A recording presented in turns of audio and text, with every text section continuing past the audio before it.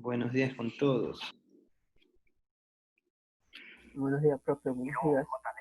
Buenos días. Estamos empezando otra sesión de clase.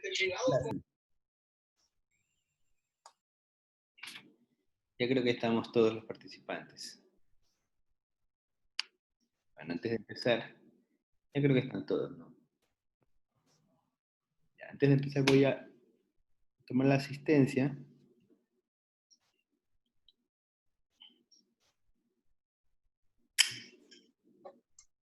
Tengo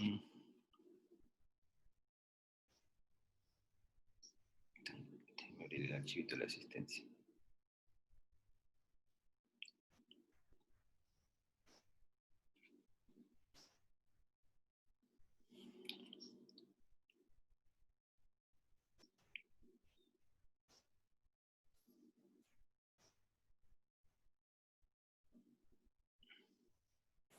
Ya.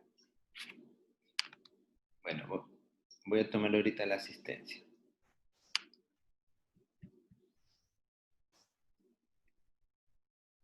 Estamos.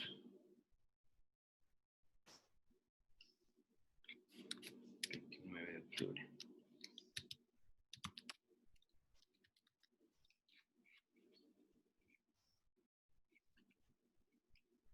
Isaías Andrade. Isaías Andrade.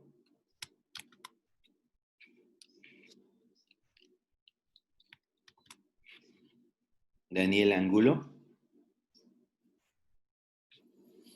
Daniela.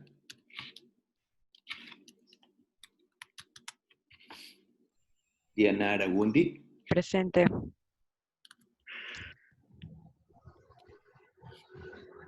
Evelyn Arias. Presente. Rosa Brito. Presente. Ashley Chica. Ashley Chica. Mercedes Cuello. Mercedes Cuello.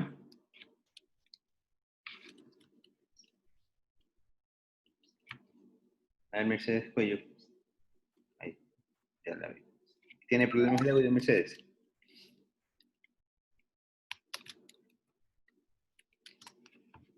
Evelyn Cuadro. Presente.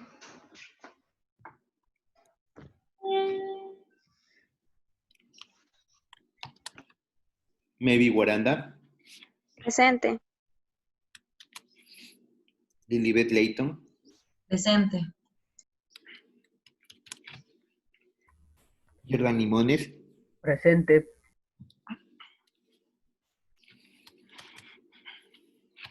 Ilter Lor. Ilter.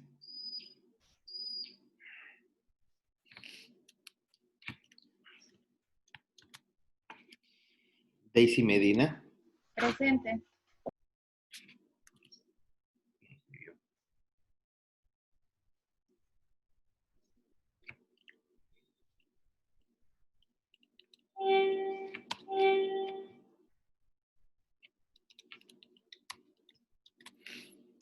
Cristi Mendoza.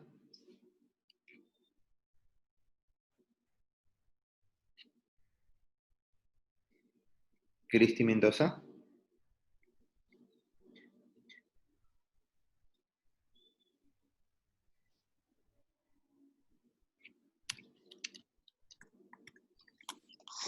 Dara Muñoz. Presente. María Naula. No presente, no. María Naula. ¿Está? Nicolo Laya. Presente.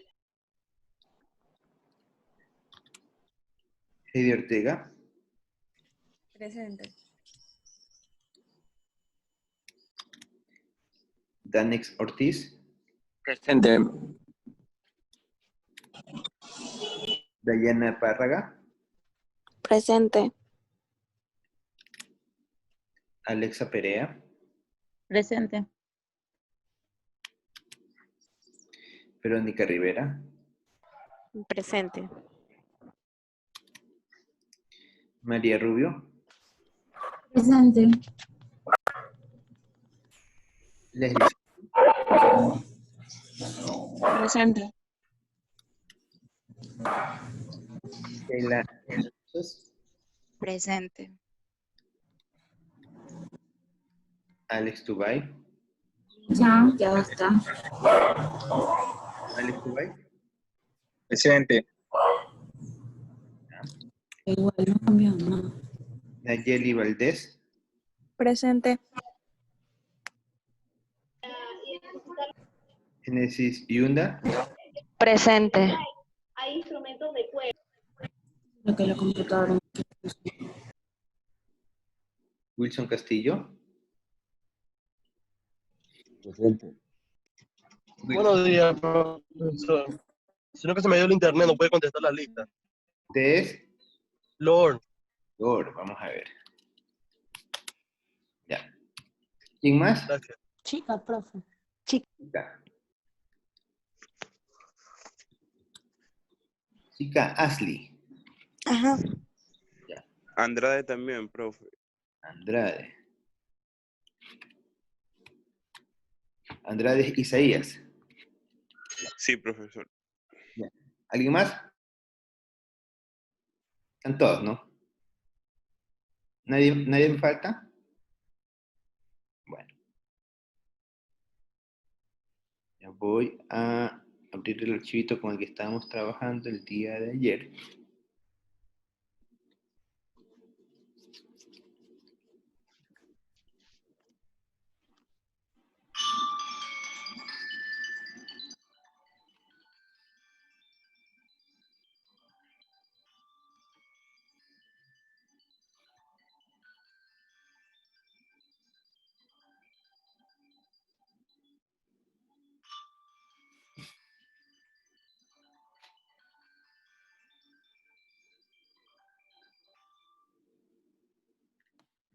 Bueno,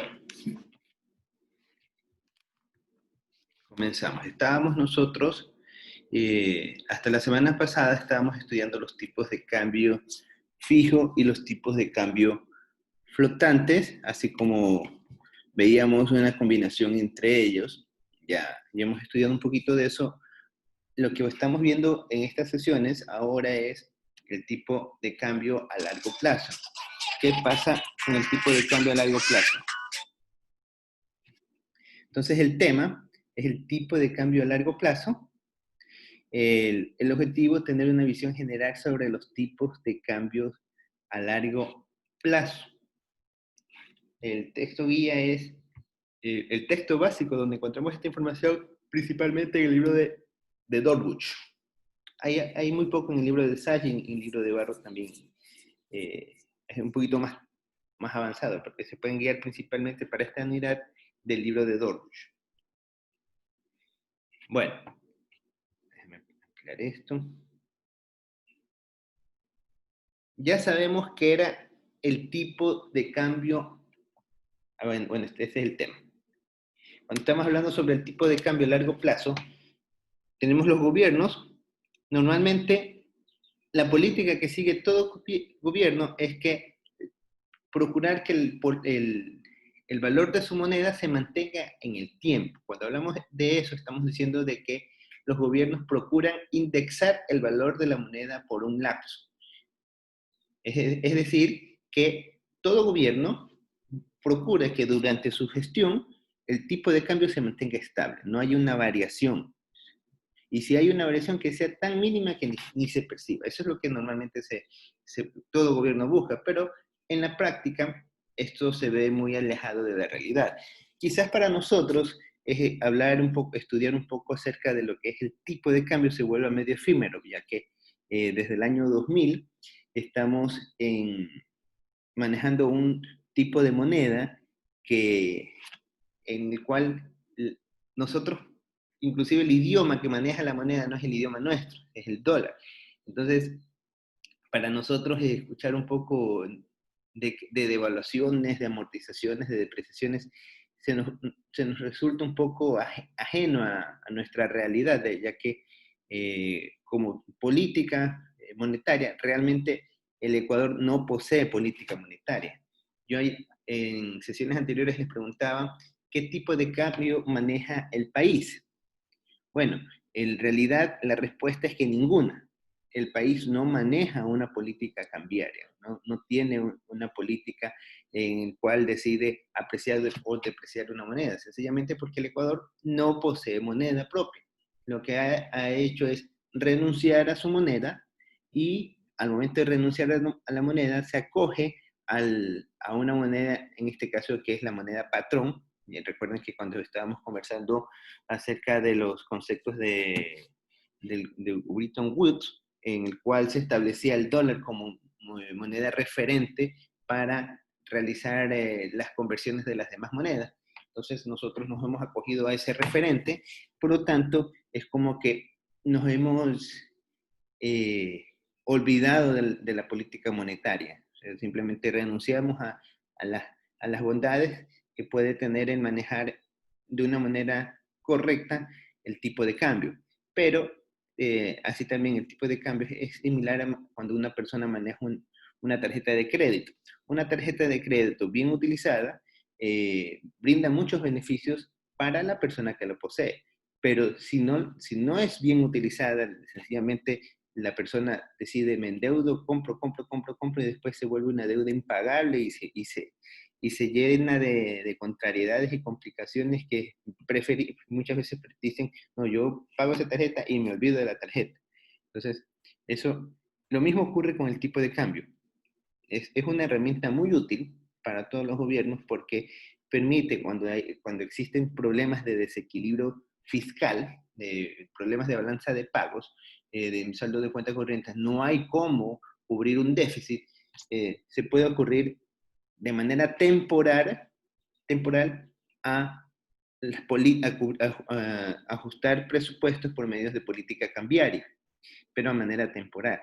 El problema que se da es que cuando los gobiernos utilizan esta política como un sistema permanente de solventar crisis de evaluaciones de balanza de pagos, crisis de presupuestos, por decirlo así. Entonces eso genera un problema inflacionario un problema inflacionario tan tremendo como lo que vivió en el Ecuador en el año 98, que comenzaron a haber problemas de devaluaciones hasta que en el año 99 dijeron se acabó y empezamos año 2000 con nueva moneda. Yo me acuerdo tanto que en la mañana, yo en ese entonces estaba estudiando, estaba en sexto año del colegio. Me acuerdo tanto que el profesor que me daba clase era corredor de bolsa. Él decía, bueno, en este momento la moneda está 5.400 y pico sucres por $1. Me acuerdo tanto que él estaba explicando, me daba la materia de matemática financiera y me estaba explicando y cuando de un momento a otro le suena el celular. Y él dice, espera, y nos dice a nosotros, espérense un ratito, sale, entra, que se habrá conversado que será un transcurso de unos 40 segundos, regresa y dice, el tipo de cambio, señores, está a $8.000, 8.000 sucres, $1. Después vuelve, lo vuelven a llamar, ya no se demoró 40 segundos, se demoró como 1 minuto y medio hablando, el tipo de cambio 12.000 sucres. O sea que después lo volvieron a llamar y el tipo lo que cogió y lo que hizo fue suspendió la clase porque dice, señores, hay una locura con los tipos de cambio, no sé qué va a pasar con la economía. Me acuerdo tanto eso que ocurrió en el año 99 cuando yo ya estaba en un proceso de graduación. Me acuerdo tantísimo de esa época, que después vino el feriado bancario, en el cual el gobierno, para tratar de estabilizar su economía, lo que hizo fue cerrar todo el sistema bancario para que nadie pueda acudir a la banca, primero a retirar sus depósitos y segundo a querer convertir moneda nacional por moneda extranjera. Entonces eso provocó un nerviosismo y se estabilizó el tipo de cambio. Y lo que les puedo argumentar de que por fuentes externas, puedo argumentar de que el tipo de cambio no llegó a 25.000, en realidad el tipo de cambio subió, llegó hasta como a $55.000 aproximadamente, 55.000 sucres, $1 llegó el tipo de cambio. Entonces, como a raíz de lo que hicieron en el feriado bancario, espero que se normalice. Resulta que con lo que hubo el feriado bancario, las transacciones bursátiles que se realizaban en el Ecuador se estabilizaron y los precios comenzaron paulatinamente a decaerse. Y es a raíz de eso que el gobierno de turno dice, bueno, vamos a hacer un proceso de dolarización. Renuncio a mi moneda porque si yo libero el mercado financiero nuevamente, voy a tener esta presión de que la moneda ha perdido credibilidad, nadie quiere tener sucres, entonces voy a volver a tener otro problema inflacionario, voy a tener problemas de déficit, voy a tener problemas de escasez de liquidez y de presión, de huelgas. Entonces dije, no, lo que hago es cambio de moneda. Entonces hizo el cambio de moneda y bueno, eso le costó el puesto al presidente de turno que ahorita está exiliado en otra nación. Estoy un poquito conversando acerca de historia. Esta historia no es historia que la he leído en un libro, sino es historia que la he vivido. Yo me acuerdo tanto de todo esto porque justo en aquella época yo estaba ya graduándome de bachiller y todos estos aconteceres que ocurrieron, yo los vi de primera mano, por eso les comparto un poquito estas historias. Y estos problemas se dan simplemente es porque muchas veces los gobiernos de turno toman medidas para poder solucionar problemas de tipo presupuestario, es decir, tienen un déficit en balanza de pagos, tienen déficit, entonces dicen, bueno, vamos a devaluar, y comienzan a devaluar, y eso lo hacen pensando porque muchas veces los gobiernos son 4 años, y dicen, bueno, ya estoy por salir, mi gobierno le falta un año, como el gobierno actual, ya estoy por salir, ya deja nomás, ya el gobierno que viene verá lo que hace, ya es problema del gobierno que viene. Entonces toman ciertas políticas, ciertas medidas relacionadas a política monetaria. No estoy diciendo que el gobierno actual lo haga, porque ya, como les digo, la nación, el Ecuador, no posee moneda. Como no posee moneda, no existe instrumento de tipo cambiario. El Ecuador ya, como que dice, se olvidó de un problema. No tenemos política monetaria. Si preguntan, en una evaluación les ponen, la dolarización, el Ecuador tiene un tipo de cambio fijo o flotante, o variable. ¿Cuál sería la respuesta? La respuesta sería ninguna. Es falso, no existe. Los países que han renunciado a su moneda nacional no es que no tienen moneda, por lo tanto no tienen política monetaria. Algunas personas indican de que el tipo de cambio, cuando se renuncia a su moneda nacional y se cambia a otra moneda dura, lo que están haciendo es a tener el equivalente a un tipo de cambio fijo. Daría la impresión de que fuera un tipo de cambio fijo porque en realidad no puedes tú salirte de la paridad cambiaria o sea, tú te estás forzando a una paridad específica. ¿Qué es la paridad? Es cuánto vale mi moneda por otra. Tú simplemente ya te sometes al valor de una moneda y no puedes. Entonces, lo que te obliga, en cierta manera, es a trabajar a precios reales. Esa es otra de las novedades con las cuales se trabaja cuando nosotros estudiamos los tipos de cambio.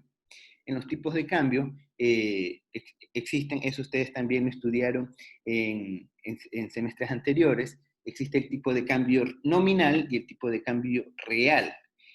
Un ejemplo de ello es cuando en la política keynesiana dice, bueno, nosotros podemos trabajar con tipo de cambios reales.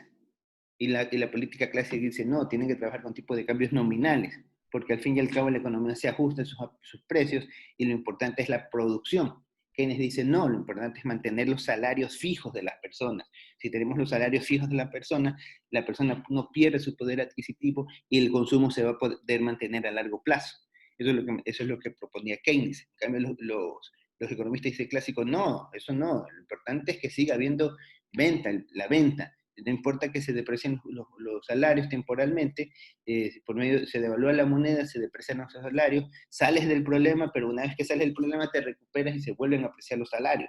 Entonces, esos son los que mantienen los pensamientos clásicos.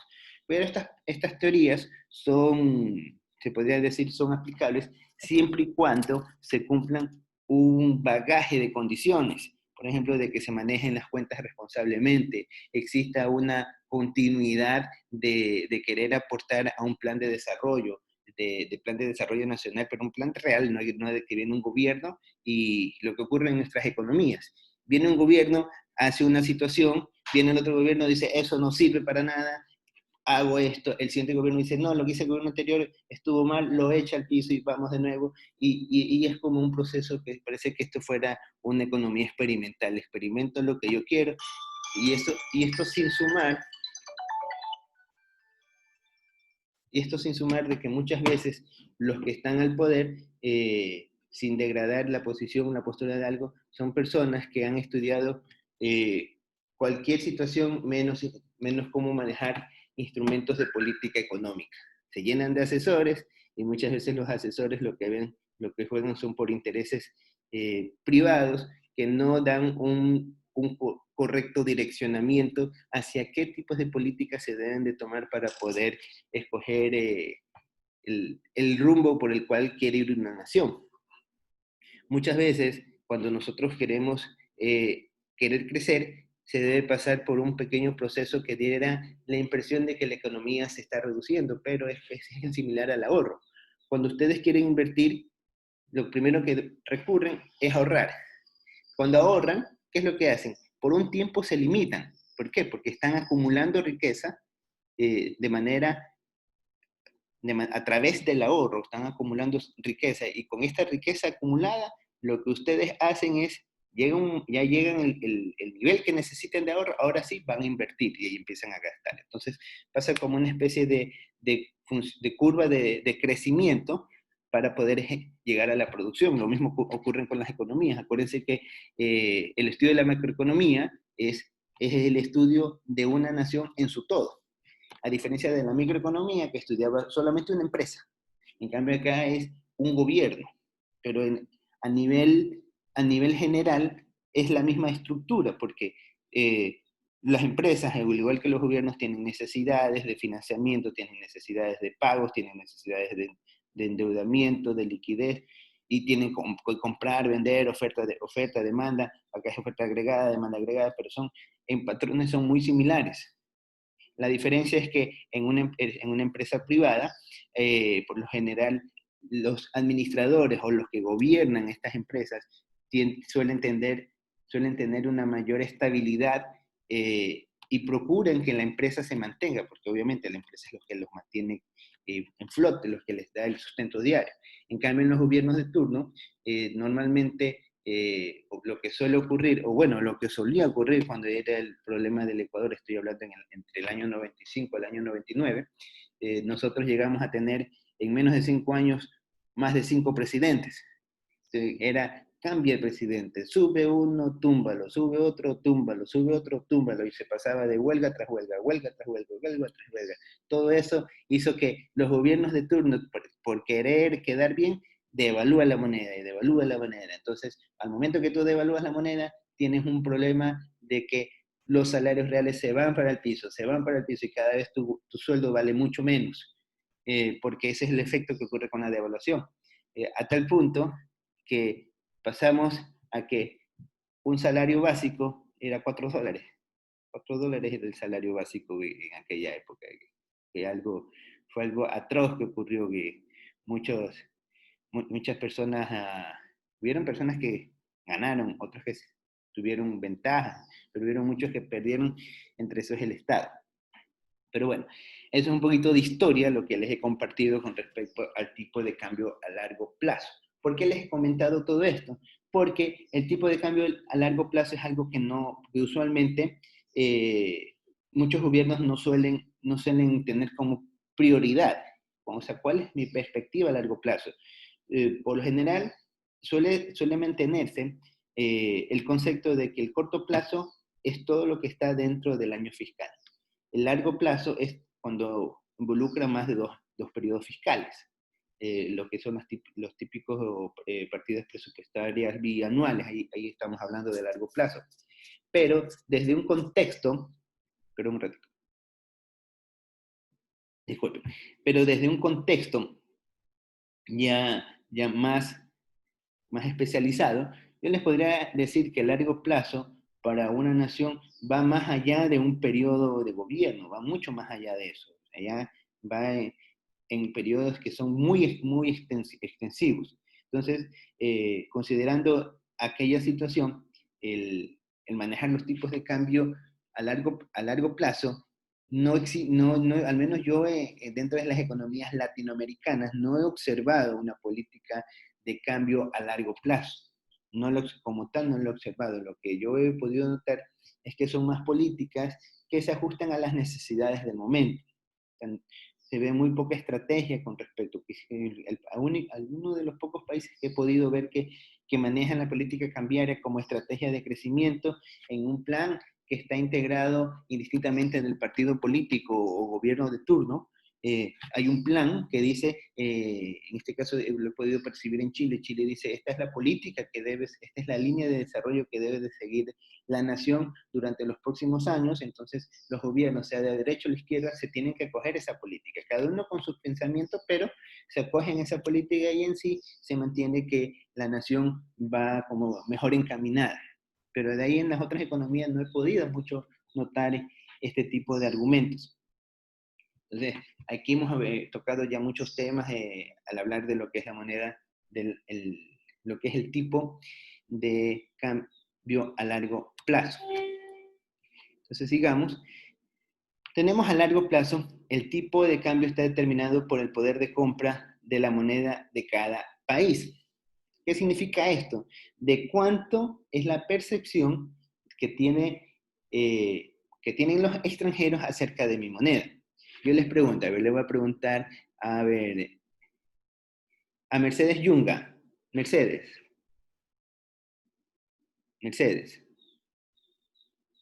Buenos días, Mercedes. Le voy a hacer una pregunta. Buenos días. Si usted le diera la oportunidad de trabajar en el exterior y les dice que van a trabajar en Bolivia, va a trabajar en Perú, va a trabajar en Uruguay y va a trabajar en Colombia. Pero si trabaja en Bolivia, va a ganar en pesos bolivianos. Si trabajas en Perú, vas a ganar en soles. Si trabajas ¿cómo se llama? En Colombia, vas a trabajar en pesos colombianos. ¿Ya? Si trabajas en Uruguay, en la moneda de Uruguay. ¿Ya? Entonces, te dan a escoger entre 5 países de los que mencioné, en estos 5 países. Tú puedes escoger trabajar en un solo país y vas a ganar el equivalente a $1,000, vas a ganar el equivalente de $1,000, pero en la moneda nacional, o sea, en la moneda de donde vas a ir.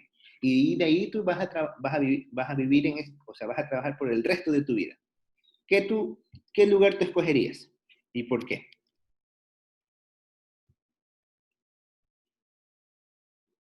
Mercedes. Ya, bueno, tendría que primero que ver cómo está la estabilidad económica de cada país para ver cuál de esas me favorece. Ya, pero ¿cuál escogerías? Con la información que tienes ahorita, con lo que tú sabes en este momento de cada país, ¿en cuál te irías?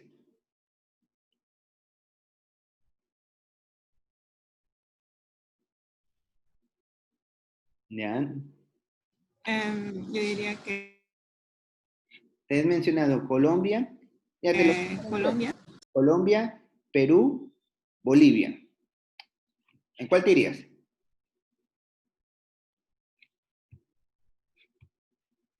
Me iría a Bolivia. A Bolivia. Ya. Ganarías en la moneda boliviana. ¿Y por qué?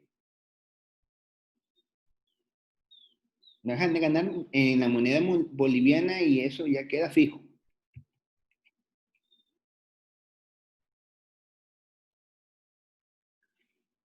Sí.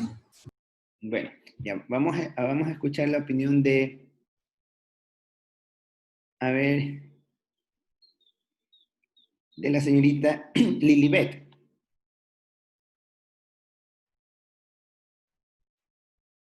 Lilibet.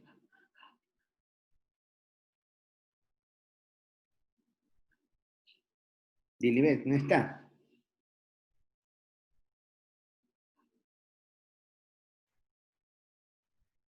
Se quedó dormida Lilibet. Vamos con Leslie. Leslie. Leslie Sánchez. Buenos días, profesor. Buenos días. ¿Cómo está? Ah, ya. Dice Joana Olaya que no va a ir porque el esposo vive allí. Bueno. A ver, entonces, ¿quién es? ¿Leslie o Lilibet? No me di cuenta. Leslie. Ya ver, Leslie. Buenos días, Leslie. Leslie, ahora yo te pregunto. Acá escogió la compañera Bolivia, ¿no? Ya, si tú escogieras, si te dieran a escoger entre, te he dado países con una, en el primer ejemplo les di países con una estabilidad relativa. Ahora si te doy a escoger entre Bolivia y Venezuela, perdón, vas a ganar $1000, el equivalente, pero vas a ganar en moneda nacional, y no es que te voy a ajustar el sueldo, no vas a ganar $1000, te hace la conversión, por decir son $1000 equivalen a mil soles, ya ganas 1000 soles en adelante. Si la moneda se devalúa, cuestión de allá, eso ya, pero vas a ganar en soles. Ahora, si te voy a escoger entre Venezuela y Bolivia, ¿a cuál escogerías? Leslie. Entre las dos. Ajá. Entre ir a trabajar entre Es Bolivia que, y Venezuela. es que las dos, o sea, los dos países están atravesando una crisis económica. Ya. Entonces, mm, O simplemente dices no trabajo. Estoy en Ecuador. ¿Qué harías ahí? mm, entre los dos países. Ajá. ¿O te quedas en Ecuador? Yo creo que me quedaría en Ecuador. Ya te quedarías en Ecuador, ya, listo. Sí. Gracias, Leslie. Bueno, hemos escuchado los comentarios de las dos compañeras. Eh, Aquí lo que les he hecho una pregunta que tiene implícito el análisis de tipo de cambio a largo plazo, ya que les he dado, les he hecho la pregunta, ¿en qué moneda vas a ganar? ¿En qué moneda vas a ganar? Te estoy diciendo cuál es, eh, cuál va a ser la perspectiva del tipo de cambio que vas a tener. Si te dijeran vas a ganar en dólares, a ti te da lo mismo, porque vas a mantener tu moneda. Pero si te dicen te voy a pagar en la moneda del país que te vas a ir, entonces tú ya estás considerando el valor real de la moneda al país que vas a habitar. Entonces una cosa es hablar de valores nominales, otra cosa es de valores reales. Como nosotros ganamos, o sea, vivimos en una moneda que es el punto de eje, el punto de cambio central, entonces nosotros trabajamos con precios reales y tenemos salarios reales. ¿Qué significa salarios reales? De que el poder de compra no se deteriora de un periodo a otro por políticas monetarias. Eso es lo que, lo que involucra trabajar con un tipo de, con un precio real. Por eso es que el gobierno se desespera por querer bajar los sueldos a diestra y siniestra, cuando eso inclusive está en contra de los parámetros establecidos dentro de la Constitución. Se esmera por querer bajar los salarios, no sabe cómo bajar el salario, porque son salarios a precios reales, no son salarios nominales. En los salarios nominales devalúas la moneda y mandas los salarios al piso. Entonces, no tienen esa política, y esa es la presión que existe, que no saben qué hacer en algunos aspectos. Pero bueno, saliendo de la política nacional, regresando al tema del contexto, en el primer ejemplo les puse un país con una economía relativamente estable, Colombia. Si me hubieran puesto a escoger, yo me hubiera ido hacia Colombia, a Colombia, porque... Está a 3.830.40 pesos colombianos, igual a $1. Exacto, al día. Pero si tú ves las variaciones de la moneda, ha sido un poquito más estable el peso colombiano con respecto a los... Yo no me fuera al Perú, no me fuera al Perú porque Perú se ve ocasionalmente que hay manifestaciones, huelgas, entonces eso... Ahí está a 3,16. No, no sé si son soles peruanos, pesos peruanos. Ellos, Igual $1. ellos han pasado por un proceso de convertibilidad, han tenido problemas recesivos también de moneda, solamente no cambiaron, no renunciaron a su moneda nacional. Entonces, yo me escogería, entre los países hubiese escogido Colombia, si hubiese analizado solo lo que es el tipo de cambio. ¿Ya? Pero después primero les di entre dos países, y el de Bolivia no hubiera escogido porque Bolivia tiene situaciones de que el poder de cambio es sumamente bajo. Bueno, luego, para que quede más visual la diferencia en el tipo de cambio a largo plazo, me fui al extremo. Me fui al país que tiene actualmente la peor crisis del sistema cambiario a nivel mundial, en el caso de Venezuela. En Venezuela están a tal punto, como el gobierno no toma una real medida para conservar el tipo de cambio, o sea, ya prácticamente la moneda ni para los propios venezolanos tiene valor. Entonces, ya simplemente es algo oficial, porque lo mantiene el gobierno, entonces eso quién sabe qué cosas vaya a cambiar, tiene que pasar muchas cosas para que, diciendo como que debe haber cambio de gobierno, pero eso ya es cuestión de política venezolana, nos vamos a meter en estos temas. Entonces, si decimos a cuál nos vamos a ir, o sea, si dice, me vas a pagar en bolívares, para eso mejor me quedo en mi moneda, porque para eso mejor no me voy a trabajar, porque me vas a mandar, voy a ganar $1.000 en bolívares, ya, voy a ganar, de repente eso equivale a 1.000 millones de bolívares, pero resulta que esos 1.000 millones de bolívares en 3 meses ya no valen nada. Entonces, voy a perder mi salario. Entonces, como que no resulta porque el tipo a largo plazo, nosotros tenemos la perspectiva de que no vamos a poder tener un poder de compra real. Entonces, estos son los aspectos que se analizan dentro de una política cambiaria. Entonces, retomamos. Primer punto que habíamos conversado, los gobiernos pueden procurar indexar el valor de la moneda por un plazo. ¿Qué significa esto? De que los gobiernos procuran tener una moneda estable, una paridad. Recuerden, cuando hablamos paridad, estamos hablando de relación de la moneda nacional con la relación de la moneda extranjera. Es decir, si yo con $1, aquí en el Ecuador puedo comprarme una hamburguesa, me voy a Colombia y con el mismo dólar, y con un peso, me puedo comprar una hamburguesa. Si nosotros nos decía que estaba a 340 y pico, entonces yo sé que con $1 me puedo comprar una hamburguesa en Ecuador y con 340 y pico pesos, me puedo comprar una hamburguesa. Entonces esa es mi paridad cambiaria.